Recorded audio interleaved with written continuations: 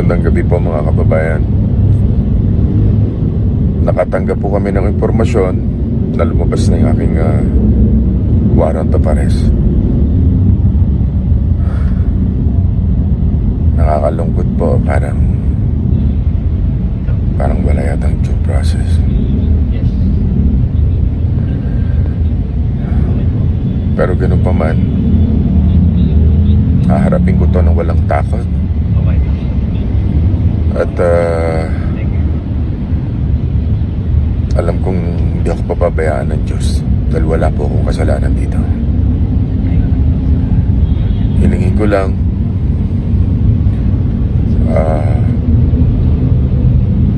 hingi ako ng panalangin at patatagin niyo rin po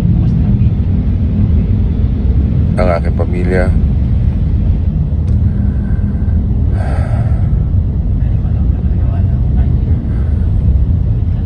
Hindi ko po may paliwanag kung ano yung nararamdaman ko. Sa totoo lang, napakasakit po para sa akin at para sa aking pamilya.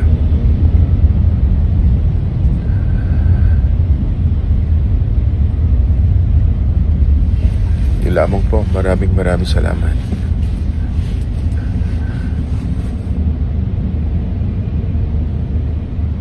Alam ko hindi ako papabayaan ng Diyos.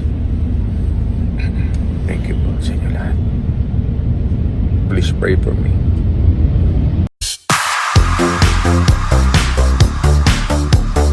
Inilabas na ng Sandigan Bayan 3rd Division ang warrant of arrest laban kay Ramon Bong Revilla Jr.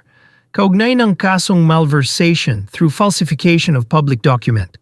Kaugnay ng umano'y halos 73 milyong piso ghost flood control project sa Pandi, Bulacan. Proyektong sinasabing pinundohan pero halos walang patunay na naisagawa. Ayon sa inilabas na impormasyon, walang inirekomendang piyansa sa nasabing kaso. Base sa ulat, ang kautusan ay inilabas nitong Enero 11, 2026 at inaasahang maglalabas pa ng karagdagang detalye ang korte at mga autoridad hinggil sa mga susunod na hakbang. Bagamat nasaktan at nalulungkot sa pangyayari, kusa namang sumuko ang senador at aniyay haharapin niya ang kaso na walang takot at lilinisin ang pangalan at iginiit na wala siyang kasalanan.